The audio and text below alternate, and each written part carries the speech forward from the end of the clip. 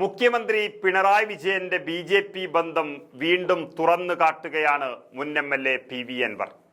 അതായത് കേരളത്തിൽ മുഴുവനായും ഇപ്പോൾ രൂപപ്പെട്ടിട്ടുള്ള പ്രധാനപ്പെട്ട ചർച്ച എന്ന് പറയുന്നത് നിയമസഭാ തെരഞ്ഞെടുപ്പ് അടുക്കുംതോറും കേരളത്തിൽ ബി.ജെ.പിയും സി.പി.എമ്മും ഒന്നിക്കുകയാണെന്നും അതിനായി പിണറായി വിജയനും കേന്ദ്ര ബി.ജെ.പി. നേതാക്കളും ചർച്ചകൾ തുടങ്ങി എന്നുമുള്ള സത്യമാണ്.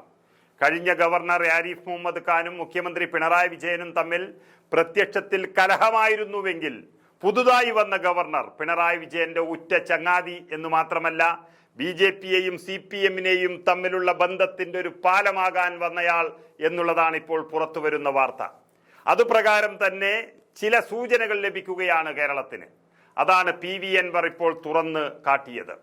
കേരളത്തോടുള്ള നയം തിരുത്തുന്നതിനോ കേരളത്തിന് ലഭിക്കാനുള്ള പണം വാങ്ങുന്നതിനോ അല്ല കേന്ദ്ര ധനമന്ത്രി നിർമ്മല സീതാരാമൻ കേരള ഹൗസിലെത്തി മുഖ്യമന്ത്രി പിണറായി വിജയനെ കണ്ടതെന്ന് പി.വി. അൻവർ വെളിപ്പെടുത്തുന്നു. മറിച്ച് എം.ആർ. അജിത് കുമാർ എന്ന പോലീസ് ഉദ്യോഗസ്ഥനെ കേരളത്തിന്റെ പോലീസ് മേധാവി സ്ഥാനത്തേക്ക് പരിഗണിച്ചുകൊണ്ടുള്ള ഒരു ലിസ്റ്റ് കേന്ദ്ര സർക്കാരിന് സംസ്ഥാന സർക്കാർ കൈമാറിയിട്ടുണ്ട്. അതെല്ലാം അടക്കമുള്ള കാര്യങ്ങൾ ശരിയാക്കാനും വരും നാളുകളിലെ വലിയ ബന്ധം ഊട്ടിയുറപ്പിക്കാനും വേണ്ടിയുള്ള ഗവർണറോടൊന്നിച്ചുള്ള മുഖ്യമന്ത്രിയുടെ ഡൽഹി സന്ദർശനം ആകെ തുക അതിന്റെ വിജയമായിരുന്നു എന്നാണ് പി.വി. അൻവർ വെളിപ്പെടുത്തിയത്. നമുക്കറിയാം, കേരളത്തിൽ സി.പി.എമ്മിനെയും ബി.ജെ.പിയെയും ബന്ധിപ്പിച്ചതും പൂരം കലക്കിയിട്ടാണെങ്കിലും ബി.ജെ.പി. സ്ഥാനാർത്ഥിയായ സുരേഷ് ഗോപിയെ വിജയിപ്പിച്ചെടുത്തതും അതിന്റെ പിന്നിൽ നിന്നത് എം.ആർ. അജിത് കുമാർ എന്ന പോലീസ് ഉദ്യോഗസ്ഥനാണ് എന്നുള്ളത് കൊണ്ട് തന്നെ അദ്ദേഹത്തെ കേരളത്തിന്റെ പോലീസ് മേധാവിയായി മാറ്റണം എന്നുള്ളത് പിണറായി വിജയനോടൊപ്പം തന്നെ ബി.ജെ.പിയുടെയും ഒരു ആഗ്രഹമായി മാറിയിരിക്കുന്നു. അത് പറയാനാണ് ഡൽഹിയിൽ കൂടിക്കാഴ്ച നടത്തിയിരിക്കുന്നത്. അതാണ് പറഞ്ഞത്, കേന്ദ്ര സർക്കാരിന് കേരളത്തോടുള്ള നയം തിരുത്തുന്നതിനോ കേരളത്തിന് ലഭിക്കാനുള്ള പണം വാങ്ങുന്നതിനോ അല്ല നിർമ്മല സീതാരാമൻ കേരള ഹൗസിലെത്തി മുഖ്യമന്ത്രിയെ കണ്ടത് എന്നാണ് തന്റെ അഭിപ്രായം എന്നാണ് അൻവർ പറയുന്നത്. ആയിരുന്നുവെങ്കിൽ അതിന് ഗവർണറെക്കാൾ നല്ലൊരു ഓപ്ഷൻ സർവകക്ഷി എന്ന സംവിധാനമായിരുന്നു. സർവകക്ഷി യോഗം വിളിച്ച് സർവകക്ഷിയിൽ പെടുന്ന ആളുകൾ പോയി കാണണമായിരുന്നു. കൂടുതൽ ജനാധിപത്യപരവും ആ രീതിയായിരുന്നു. താൻ ഉന്നയിച്ചതടക്കമുള്ള നിരവധി ആരോപണങ്ങളുടെ പശ്ചാത്തലത്തിൽ ക്രമസമാധാന ചുമതലയുള്ള ADGP സ്ഥാനത്തു നിന്നും അന്വേഷണ വിധേയമായി സസ്പെൻഡ് ചെയ്യപ്പെട്ട ഉദ്യോഗസ്ഥനെയാണ് 7 പേരുള്ള ലിസ്റ്റിൽ പിണറായി സർക്കാർ ഉൾപ്പെടുത്തിയിരിക്കുന്നത്. ഇതിൽ നിന്നും കേന്ദ്ര സർക്കാർ തിരഞ്ഞെടുത്ത് തിരിച്ചയക്കുന്ന 3 പേരിൽ ആരെ വേണമെങ്കിലും ഈ സംസ്ഥാന സർക്കാരിന് പോലീസ് മേധാവിയായി നിയമിക്കാം.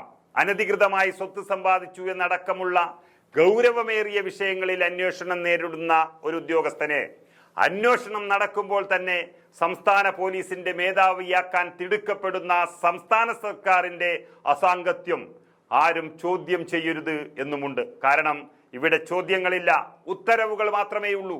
അന്വേഷണം നടന്നുകൊണ്ടിരിക്കുന്ന ആരോപണങ്ങളുടെ നീണ്ട നിര ആവർത്തന വിരസമാണ്.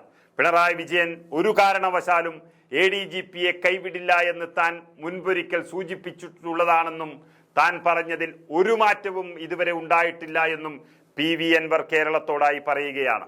RSS പശ്ചാത്തലമുള്ള ഒരു ഗവർണറെയും കൂട്ടി കേരളത്തിന്റെ കമ്മ്യൂണിസ്റ്റ് മുഖ്യമന്ത്രി ഡൽഹി സന്ദർശിച്ചത് കേരളത്തിന്റെ പൊതുവായ ആവശ്യത്തിനാണെന്ന് സോഷ്യൽ മീഡിയ വിശദീകരണം നൽകുന്ന സഖാക്കളോട് തനിക്ക് പറയാനുള്ളത്, വരാനിരിക്കുന്ന തെരഞ്ഞെടുപ്പുകളിൽ CPM-ഉം ബി.ജെ.പിയും തമ്മിൽ കൊടുക്കൽ വാങ്ങലുകൾ നടക്കുമെന്ന് നിങ്ങൾ സമ്മതിക്കുകയേ അരുത്.